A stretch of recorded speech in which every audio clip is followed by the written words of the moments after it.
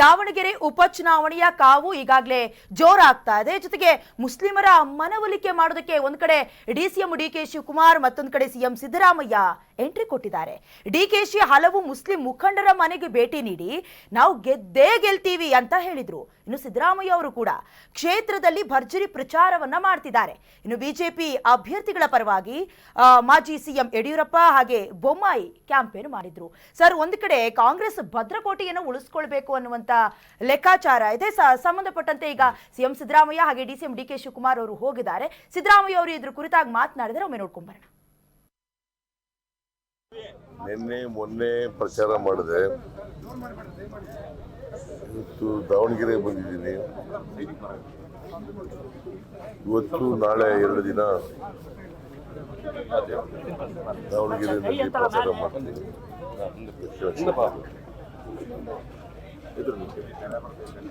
ನನ್ನ ಪ್ರಕಾರ ಬಾಗಲಕೋಟೆನಲ್ಲೂ ಕೂಡ ಗೆಲ್ತೀವಿ. ಅಲ್ಲಿ ಮೇಟಿಯವರು ನಿಧನರಾಗಿದ್ದರು, HY ಮೇಟಿಯವರು. ಅದನ್ನು ಭರ್ತಿ ಮಾಡಲಿಕ್ಕೆ ಉಪಚುನಾವಣೆ ನಡೀತಾ ಇದೆ. ಇಲ್ಲಿ ಶಾಬ್ನೂರ್ ಶಿವಶಂಕರಪ್ಪನವರು ನಿಧನರಾಗಿದ್ದರು. ಅವರ ಜಾಗಕ್ಕೆ ಅವರ ಮೊಮ್ಮಗ ಸಮರ್ಥ್ ಅವರನ್ನು ಅಭ್ಯರ್ಥಿಯನ್ನ ಮಾಡಿದ್ದೀವಿ. ಎರಡೂ ಕಡೆ 2 ಚುನಾವಣೆಗಳಲ್ಲಿ ದೊಡ್ಡ ಅಂತರದಿಂದ ಗೆಲ್ತೀವಿ ಅಂತಕ್ಕಂಥ ವಿಶ್ವಾಸ ಇದೆ ನನಗೆ. 2 ಕ್ಷೇತ್ರ ಗೆಲ್ಲುವಂಥ ವಿಶ್ವಾಸ ಇದೆ. ಜನ ಈ ಭ್ರಷ್ಟಾಚಾರ ಸರ್ಕಾರದ ಬೇಸತ್ತಿದ್ದಾರೆ, ಬದಲಾವಣೆಗೆ ಹಾತೊರಿತಾ ಇದ್ದಾರೆ. ಜನ ಹಿತವರ ಸಂಪೂರ್ಣ ಮರೆತು ಸರ್ಕಾರದ ಖಜಾನೆ ಲೂಟಿ ಮಾಡುವಂಥ ಹಗಲು ದರೋಡೆಯಲ್ಲಿ ಸಿದ್ದರಾಮಯ್ಯ ನಿರತರಾಗಿರುವಂಥದ್ದು ಎಲ್ರಿಗೂ ಗೊತ್ತಿರುವಂಥ ಸಂಗತಿ.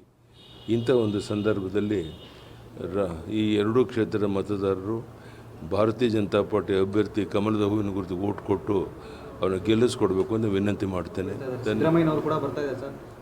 ಅಲ್ಲ, ಅವ್ರವ್ರ ಡ್ಯೂಟಿ ಮಾಡ್ತಾರೆ, ನಾವು ನಮ್ಮ ಡ್ಯೂಟಿ ಮಾಡ್ತೇವೆ. ಸರ್, ಉಪಚುನಾವಣೆಯ ಈ 2 ಕ್ಷೇತ್ರಗಳೇನಿದೆ ಪ್ರತಿಷ್ಠೆಯ ಕಣವಾಗಿ ಬದಲಾಗ್ತಾ ಇದೆ. ಒಂದು ಕಡೆ ಕೈ ನಾಯಕರು ಕೂಡ ಕಸರತ್ತು ಮಾಡ್ತಾ ಇದ್ರೆ, ಬಿಜೆಪಿ ನಾಯಕರು ಕೂಡ ಕಮಲ ಅರಳಿಸೋದಕ್ಕೆ ಬಹಳಷ್ಟು ಸರ್ಕಸ್ ಮಾಡ್ತಾ ಇದ್ದಾರೆ. ಸೊ ಹೇಗೆ ವರ್ಕೌಟ್ ಆಗತ್ತೆ ಅಂತ ಸರ್? 2 ಕ್ಷೇತ್ರವನ್ನ ಗೆಲ್ಲಬೇಕು ಅಂತ ಹೇಳಿ ಸರ್ಕಾರವೇ ಪೂರ್ತಿ ಅಲ್ಲಿಗೆ ಹೋಗಿ ಶಿಫ್ಟ್ ಆದಂಗಿದೆ. ಈಗ ಚಳಿಗಾಲ ಅಧಿವೇಶನಕ್ಕೆ ಬೆಳಗಾವಿಗೆ ಹೋಗ್ಕೋತಾರಲ್ಲ, ಅದೇ ರೀತಿ ಚುನಾವಣೆಗೆ ಬೆಂಗಳೂರಿಂದ ಪೂರ್ತಿ ಸರ್ಕಾರನೇ ಅಲ್ಲಿಗೆ, ಪೂರ್ತಿ ಸರ್ಕಾರ ಕೇಂದ್ರವೇ ಅಲ್ಲಿದೆ. ಈಗ ಅವಶ್ಯಕತೆ ಇದೆಯಾ ಸರ್? ಈಗ ಅವರು ಅನಿವಾರ್ಯ ಆಗ್ಬಿಟ್ಟಿದೆ. ಯಾಕೆ ಅಂತಂದ್ರೆ ಈ 2 ಕ್ಷೇತ್ರಗಳು ಸೋತ್ರೆ ಇಲ್ಲಿಯ ಅಭಿವೃದ್ಧಿಯನ್ನ ನೋಡ್ಕೊಂಡು ಜನ ಮತ ಹಾಕಿದ್ದಾರೆ ಅನ್ನುವಂಥದ್ದನ್ನ ಬಿಜೆಪಿಗರು ತಗೊಂಡ್ಬಿಡ್ತಾರೆ.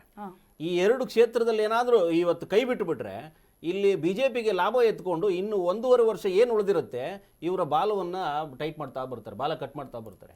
ಹಾಗಾಗಿ ಸಿದ್ದರಾಮಯ್ಯ ಅವರಿಗೆ ಈ ಲೆಕ್ಕಾಚಾರ ಗೊತ್ತಿದೆ. ಒಂದು, ತನ್ನ CM ಕುರ್ಚಿಗೆ ಇದೊಂದು ಕುತ್ತಾಗುವಂಥ ಸಾಧ್ಯತೆ ಇರುತ್ತೆ. ಟಿಕೆಟ್ಗಳ ಘೋಷಣೆ ವಿಚಾರದಲ್ಲಿ ದಾವಣಗೆರೆ ನಡ್ಕೊಂಡಿರೋ ರೀತಿ, ದಾವಣಗೆರೆಯಲ್ಲಿ ಶಾಮನೂರು ಶಿವಶಂಕರಪ್ಪ ಅವರ ಕುಟುಂಬ ನಡ್ಕೊಂಡಿರೋ ರೀತಿ, ಮೊದಲು ಕುಟುಂಬದ ಒಳಗಡೆನೆ ಟಿಕೆಟ್ ನನಗೆ ಬೇಕು ಅನ್ನುವಂಥ ಗಲಾಟೆಗಳು, ಆ ತಮ್ಮಂದ್ರೆಲ್ಲ ಬಂದು ಕೂತ್ಕೊಂಡ್ರು, ಇವರು ನನ್ನ ಮಗನಿಗೆ ಬೇಕು ಅಂತ ಬಿಟ್ಟು ಹಠ ಹಿಡಿದು ಕೂತ್ಕೊಂಡ್ರು. ನಂತರದಲ್ಲಿ ಮುಸಲ್ಮಾನ್ ಸಮುದಾಯದವರು 2-3 ಜನ ಎದ್ದು ಕೂತ್ಕೊಂಡ್ರು. ಸಾದಿಕ್ ಪೈಲ್ವಾನ್ ಇನ್ನೇನು ನನಗೆ ರಣಕಣದಿಂದ ಹಿಂದೆ ಸರಿಯೋ ಮಾತೇ ಇಲ್ಲ ಅಂತಂದವ್ರನ್ನ ಏನೋ ಒಂದು ಸಮಾಧಾನ ಮಾಡೋಕ್ಕೆ ಹೊರಟರು. ಬಿಜೆಪಿಯಲ್ಲಿ ಅದು ಕಾಂಗ್ರೆಸ್ಸಲ್ಲಿ ಅದೊಂದು ಕೆಲಸ ಆಯಿತು. ಆದರೆ ಆ ಒಡಕು ಮೂಡಿದ ಇದೆಯಲ್ಲ, ಒಡೆದ ಕನ್ನಡಿ ಆಯ್ತಲ್ಲ ಕಾಂಗ್ರೆಸ್ಸು, ಅದನ್ನು ಇವತ್ತಿಗೂ ಸರಿ ಮಾಡೋದಕ್ಕಾಗೋದಿಲ್ಲ, ಮುಂದಕ್ಕೂ ಸರಿ ಮಾಡೋದಕ್ಕಾಗೋದಿಲ್ಲ. ಚುನಾವಣೆಯಲ್ಲಿ ಮುಸಲ್ಮಾನ್ ಸಮುದಾಯವನ್ನು ಸದ್ಯದ ಪರಿಸ್ಥಿತಿಯಲ್ಲಿ ಸರಿಪಡಿಸ್ಕೊಳ್ಳೋದಕ್ಕೆ ಆಗದೇ ಇರುವಂಥ ಹಂತಕ್ಕೆ ಕಾಂಗ್ರೆಸ್ ತಂದಿಟ್ಕೊಂಡು ಕೂತಿದೆ. ಹೈಕಮಾಂಡ್ ಇತ್ತು, ಬಿಜೆಪಿ ಇದು ಕಾಂಗ್ರೆಸ್ ಸರ್ಕಾರ ಸ್ಟ್ರಾಂಗ್ ಆಗಿತ್ತು. ಡಿಕೆ ಸಿದ್ದರಾಮಯ್ಯ ಅವರು ಅವರನ್ನು ಮನವೊಲಿಸಿ ಸಾರ್ವಜನಿಕವಾಗಿ ಆ ವಿಚಾರ ಚರ್ಚೆ ಆಗದಂತೆ ನೋಡ್ಕೋಬೋದಾಗಿತ್ತು. ಮೊದಲು ಅದನ್ನು ಸಣ್ಣ ವಿಚಾರ ಅನ್ನುವಂಥ ನಿಟ್ಟಲ್ಲೇ ಅದನ್ನು ಪರಿಗಣಿಸಿದ್ರು. ದಾವಣಗೆರೆಯಲ್ಲಿ ದೊಡ್ಡ ಹೊಡೆತ ಕೊಡೋದಕ್ಕೆ ಅದೊಂದು ಸಾಕ್ಷಿ ಆಯಿತು. ಮೊದಲು ಏನು ಮಾಡಬೇಕಿತ್ತು, ಅವರು ಮುಸಲ್ಮಾನ್ ಸಮುದಾಯವರು ಯಾವಾಗ ತಲೆ ಎತ್ತಿ ಕೂತ್ಕೊಂಡು ಬಂದು ನಿಂತ್ಕೊಂಡು ಮಾತಾಡ್ತಾ ಇದ್ರು, ಅವರು ನೇರವಾಗಿ ಹೇಳಿದರು. ಶಾಮನೂರು ಶಿವಶಂಕರಪ್ಪ ಅವರು 23 ಚುನಾವಣೆಯಲ್ಲಿ ಹೇಳಿದರು, ಪೈಲ್ವಾನ್ ಸಮೇತವಾಗಿ ಹೇಳಿರುವಂಥದ್ದು, ಮುಸಲ್ಮಾನ್ ಸಮುದಾಯದ 70 ಚಿಲ್ಲರೆ ಮತಗಳಿದ್ದಾವೆ, 70,000 ಚಿಲ್ಲರೆ ಮತಗಳಿದ್ದಾವೆ. ಹಾಗಾಗಿ ನಿಮ್ಮ ಸಮುದಾಯಕ್ಕೆ ಮುಂದಿನ ಚುನಾವಣಾ ಸಂದರ್ಭದಲ್ಲಿ ಅವಕಾಶಗಳನ್ನು ಮಾಡಿಕೊಡ್ಲಾಗುತ್ತೆ ಅನ್ನುವಂಥ ನಿಟ್ಟಲ್ಲಿ ಮಾತಾಡಿದ್ರು. ಹಾಗಾಗಿ ಈ ಬಾರಿ ನಮಗೆ ಅವಕಾಶ ಕೊಡಿ ಅಂತ ಹೇಳಿದ್ರು. ಯಾವುದೇ ಕಾರಣಕ್ಕೂ ಶಾಮ್ನೂರ್ ಅವರು, ಮಲ್ಲಿಕಾರ್ಜುನ್ ಅವರು ತಮ್ಮ ಮಗನನ್ನು ಹಿಂದೆ ಸರಿಸುವಂಥ ಪ್ರಯತ್ನ ಮಾಡಲೇ ಇಲ್ಲ. ತನ್ನ ಮಗನಿಗೆ ಬೇಕು ಅನ್ನುವಂಥ ನಿಟ್ಟಲ್ಲಿ, ಹೈಕಮಾಂಡ್ಗೆ ಸವಾಲ್ ಅನ್ನುವಂಥ ನಿಟ್ಟಲ್ಲಿ ನಾಮನಿರ್ದೇಶನವನ್ನು ಬಿ ಫಾರಂ ಸಿಗೋಕ್ಕಿಂತ ಮೊದಲೇ ಹೋಗಿ ಸಲ್ಲಿಸ್ಬಿಟ್ರು. ಹೌದು, ಅದು ಕಾಂಗ್ರೆಸ್ಸಿನ ಪೂರ್ವ ನಿರ್ಣಯ ಆಗಿತ್ತು ಏನೋ ಗೊತ್ತಿಲ್ಲ, ಆದರೆ ಹೈಕಮಾಂಡ್ಗೆ ಸಾರ್ವಜನಿಕ ವಲಯದಲ್ಲಿ ಒಂದು ಮೆಸೇಜ್ ಪಾಸ್ ಆಯಿತು. ನೀವು ಬಿ ಫಾರ್ಮ್ ಸಲ್ಲಿಸದೇ ಇದ್ರೂ ಕೂಡ ಪಕ್ಷೇತರವಾಗಾದ್ರೂ ನಿಮ್ಮ ಮುಂದೆ ನಿಂತ್ಕೊಳ್ತೀವಿ ಅನ್ನುವಂಥ ನಿಟ್ಟಲ್ಲಿ ಅದೊಂದು ಸವಾಲಾಗಿತ್ತು. ಅದನ್ನೆಲ್ಲ ಯೋಚನೆ ಮಾಡಿದ್ರೆ ಸಮುದಾಯದ ವಿರೋಧ ಒಂದು ಕಡೆ, ಕುಟುಂಬದ ವಿರೋಧ ಒಂದು ಕಡೆ, ಕಾಂಗ್ರೆಸ್ಗೆ ಒಂಥರ ತಳಪಾಯ ಅಲ್ಲಾಡೋ ಸ್ಥಿತಿ ಬಂದ್ಬಿಡ್ತು. ಕಾಂಗ್ರೆಸ್ಸಿನ ಸ್ಥಿತಿ ಅತಂತ್ರ ಆಯಿತು.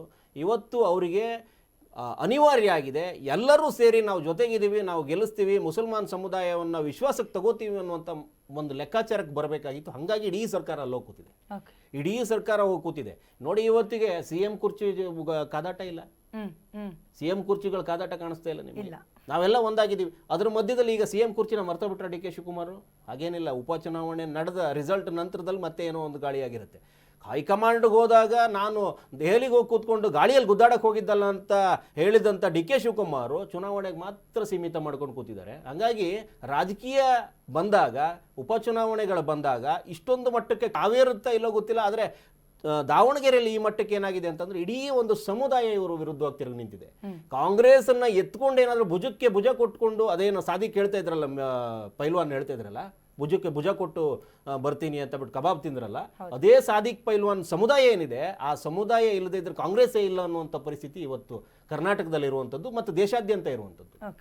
ಹಾಗಾಗಿ ಆ ಮುಸಲ್ಮಾನ್ ಸಮುದಾಯದ ಮತಗಳನ್ನ ಛಿದ್ರ ಮಾಡ್ಕೊಂಡು ಕೂತಿರುವಂಥ ಕಾಂಗ್ರೆಸ್ಸಿಗೆ ಒಂದು ಸೋಲಿನ ಭಯ ಇದೆ. ಆ ಸೋಲಿನ ಭಯದಿಂದ ಈಚೆ ಬರಬೇಕು ಅಂತಂದ್ರೆ ನಾವು ಸಮುದಾಯವನ್ನು ಒಗ್ಗಟ್ಟಾಗಿ ತಗೋತೀವಿ, ವಿಶ್ವಾಸಕ್ಕೆ ತಗೋತೀವಿ ಅನ್ನುವಂಥ ನಿಟ್ಟಲ್ಲಿ ಮಾತಾಡಿದರೆ. ಹಾಗಾಗಿ ಇವತ್ತು ಸಿದ್ದರಾಮಯ್ಯ ಮಾತಾಡ್ತಿರ್ಬೇಕಾದ್ರೂ ಜಮೀರ್ ಅಹಮದ್ ಬರ್ತಾರೆ ಅಂತ ಹೇಳಿದ್ರು, ಪ್ರಬಲ ಮುಖಂಡ. ಹಾಗಾಗಿ ಮಲ್ಲಿಕಾರ್ಜುನ್ ಖರ್ಗೆಗೂ ಜಮೀರ್ಗೂ ಏನು ಇವತ್ತೊಂದು ತಿಕ್ಕಾಟ ನಡೀತಾ ಇದೆ, ಇದನ್ನು ಮೊದಲು ಶಮನ ಮಾಡ್ಕೋಬೇಕು. ಈಗಾಗಲೇ ಆದಿಲ್ ಬಾಷಾ ಅನ್ನುವಂಥ ಇನ್ನೊಬ್ಬ ಪಕ್ಷೇತರ ಕ್ಯಾಂಡಿಡೇಟ್ ಇದ್ದಾರೆ, ಅವರು ಕೂಡ ಅಲ್ಲಿ ಪ್ರಭಾವವನ್ನು ಬೀರ್ತಾ ಇದ್ದಾರೆ. 15-20 ಸಾವಿರ ಅವರೇನಾರು ಓಟ್ ತಗೊಂಡು, ಇನ್ನೊಬ್ಬ SDPIನ ಯಾರೊಬ್ಬ ಅಫ್ಸರ್ ಕೊಡ್ಲಿಪೇಟೆ ಆತ ಏನಾದರೂ ಒಂದು 15,000 ಮತ ತಗೊಂಡು, ಇವರೆಲ್ಲ ಒಂದು 30-35 ಸಾವಿರ ಮತ ತಗೊಂಡ್ರು ಅಂತಂದ್ರೆ, ಮುಸಲ್ಮಾನ್ ಸಮುದಾಯ ಈ ರೀತಿ ಮತಗಳನ್ನು ಹೊಡಿತಾ ಬಂತು ಅಂತಂದ್ರೆ ಕಾಂಗ್ರೆಸ್ಸಿಗೆ ನೆಲೆ ಎಲ್ಲಿದೆ?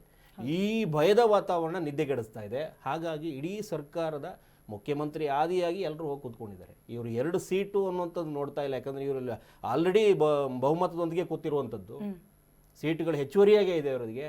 ಆದರೆ ಇದು ಪ್ರತಿಷ್ಠೆಯ ಕಣವಾಗಿ ಕೂತಿದೆ. ಸೋಲು ಸರ್ಕಾರವನ್ನು ತಲೆಕೆಳಗಾಗಿಸುವಂತ ಸ್ಥಿತಿ ಬಂದ್ಬಿಡುತ್ತೆ. ಭಯದಲ್ಲಿ ಇದಾಗಿದೆ. ಸಮುದಾಯದ ವಿಚಾರ ಟಿಕೆಟ್ ಇಶ್ಯೂ ಮಾಡಿದಾಗಿನಿಂದಲೂ ಕೂಡ ಬಿಜೆಪಿ ತುಂಬಾ ಕ್ಲಾರಿಟಿಯಿಂದ ಇದೆ ಸರ್. ಅಂದ್ರೆ ಯಾವುದೇ ಗೊಂದಲಗಳು ಮಾಡ್ಕೊಳ್ಳಿಲ್ಲ. ಈಗ ಇಲ್ಲಿವರೆಗೂ ಬಂದುಬಿಟ್ಟಿದೆ, ಹಂತಗಳು ತಲುಪಿದೆ. ಸೊ ಜಮೀರ್ ಅವರು ಬರ್ತಾ ಇಲ್ಲ, ಹೀಗಾಗಿ ಸಮುದಾಯದ ಮತ ಬ್ಯಾಂಕ್ಗಳು ಏನಾದ್ರೂ ಕುಸ್ತೋಗತ್ತಾ? ಬಿಜೆಪಿಗೂ ಮತ್ತು ಕಾಂಗ್ರೆಸ್ಸಿಗೂ ಇರೋ ವ್ಯತ್ಯಾಸ ಅದೇನೆ. ಮೊದಲೇ ಹೇಳ್ದಂಗೆ ಬಿಜೆಪಿ ಹೈಕಮಾಂಡ್ ಸ್ಟ್ರಾಂಗ್ ಇದೆ, ಕರ್ನಾಟಕದಲ್ಲಿ ಕಾಂಗ್ರೆಸ್ಸು ರಾಜ್ಯ ನಮ್ಮ ಸ್ಟ್ರಾಂಗ್ ಆಗಿದೆ. ಹೈಕಮಾಂಡ್ಗೆ ಏನು ಬೆಲೆ ಕೊಡ್ತಾರೋ ಗೊತ್ತಿಲ್ಲ. ಮಲ್ಲಿಕಾರ್ಜುನ್ ಇಲ್ಲಿಗೆ ಒಂದು ಹಿಡಿತಕ್ಕೆ ತಗೊಳ್ಳೋದಕ್ಕೆ DK ಶಿವಕುಮಾರ್ ಅಂತವ್ರು ಇದ್ದಾರೆ ಅನ್ನುವಂಥದ್ದು, ಸಿದ್ದರಾಮಯ್ಯ ಇರುವಂಥದ್ದು. ಆದರೆ ರಾಜ್ಯ BJPಯಲ್ಲಿ ಟಿಕೆಟ್ ಹಂಚಿಕೆ ವಿಚಾರದಲ್ಲಿ ಗೊಂದಲ ಏರ್ಪಡ್ತು. ಯಾರೋ ಹೋಗಿ 5-6 ಕ್ಷೇತ್ರದ ಚುನಾವಣೆದು ಆಕಾಂಕ್ಷಿಗಳನ್ನೇ ಇವರು ಹೇಳೇ ಬಿಟ್ರು, ಹೆಸರುಗಳನ್ನು ಪಟ್ಟಿ ಬಯಲೇ ಮಾಡಿಬಿಟ್ರು. ಆದರೆ ಹೈಕಮಾಂಡಿಂದ ಒಂದು ಹೆಸರು ಬಂತು, ಎಲ್ಲರೂ ಸೇರಿ ಕೈ ಎತ್ಬಿಟ್ರು. ಹಾಗಾಗಿ ಹೈಕಮಾಂಡನ ವಿಚಾರ ಬಂದಾಗ BJP ಹೇಳದ ಮಾತನ್ನು ಇವ್ರು ಯಾರೂ ತೆಗೆದುಹಾಕೊಳ್ಳೋದಕ್ಕೆ ರೆಡಿನೂ ಇಲ್ಲ, ಮತ್ತು ಅದು ಆಗೋದೂ ಇಲ್ಲ, ಅಸಾಧ್ಯ. ಅದು ಸಮುದಾಯದ ವಿಚಾರ ಬಂದಾಗ ಕಾಂಗ್ರೆಸ್ಸಿಗೆ ತಲೆನೋವಾಗಿ ಕೂತಿರೋದೇ ವಿನಃ ಮತ್ತು ಇಲ್ಲಿ ಯಾವುದೂ ಇಲ್ಲ. ಶಾಮನೂರು ಶಿವಶಂಕರಪ್ಪ ಅವರು ಈಗ ಚುನಾವಣೆಯ ಕೊನೆಯ 2-3 ದಿನಗಳಿದಾವಲ್ಲ, ಅಲ್ಲಿ ಮತಬೇಟೆ ಶುರುವಾಗುತ್ತೆ. ಅಸಲಿ ಈಗ ಬೇಟೆ ಶುರು ಮಾಡಿರೋದು ಏನು ಅಂತಂದ್ರೆ ಸಮುದಾಯವನ್ನು ವಿಶ್ವಾಸಕ್ಕೆ ತಗೊಳ್ಳೋದು. ಮುಖ್ಯವಾಗಿ ಅವ್ರಿಗೆ ಬೇಕಾಗಿರೋದು ಅದೇನೆ. ಅಲ್ಲಿಯ ಕ್ಷೇತ್ರದ ಜನರ ನಾಡಿ ಮಿಡಿತವನ್ನ ಆ ಕುಟುಂಬ ಪೂರ್ತಿ ಆಳಾಗಲ ಬಲ್ಲವರಾಗಿರೋದ್ರಿಂದ ಅವರಿಗೆ ಭಯ ಇರೋದೇನು ಅಂತಂದ್ರೆ ಆ ಸಮುದಾಯವನ್ನ ಸೆಳೆಯೋದೇ ಇವತ್ತಿಗೆ ತಂತ್ರ.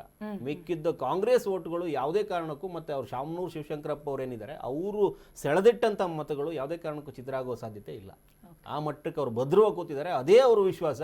ಹೈಕಮಾಂಡ್ಗೂ ಸವಾಲು ಎಸಿತೀವಿ ಅನ್ನುವಂಥದ್ದು ಅದೇನಾದರೂ ಇದ್ರೆ ಅದೇ ವಿಶ್ವಾಸ. ಆಲದ ಮರ ಏನಿತ್ತು, ಆ ಆಲದ ಮರದ ನೆರಳಲ್ಲೇ ಇವರದ್ದು ಚುನಾವಣೆ ನಡೀತಾ ಇರುವಂಥ. ಹಾಗಾಗಿ ಆಲದ ಮರ ಹೋದ್ರೂ ಕೂಡ ಆ ಬೇರ್ಗಳು ಹಂಗೆ ಇದ್ದಾವೆ. ಸೊ ಆ ನೆರಳಲ್ಲಿ ಇವ್ರು ಕೂತಿದ್ದಾರೆ. ಈಗ ಆ ನೆರಳಲ್ಲಿ ಏನೋ ಆಟ ಆಡೋದಕ್ಕೆ ಹೊರಟಿದ್ದಾರೆ. ಇವರೆಲ್ಲ ಸರ್ಕಾರದವ್ರು ಹೋದ್ರೂ ಕೂಡ ಸಮುದಾಯ ಯಾವ ನಿಟ್ಟಲ್ಲಿ ನಿರ್ಣಯ ತಳೆಯುತ್ತೆ ಅನ್ನೋದ್ರ ಮೇಲ್ಗಡೆ ಚುನಾವಣೆಯ ಫಲಿತಾಂಶ ಇದೆ. ಕರ್ನಾಟಕ ನ್ಯೂಸ್ ಬೀಟ್ ಫಾಲೋ ಮಾಡಿ, ಸಬ್ಸ್ಕ್ರೈಬ್ ಮಾಡಿ.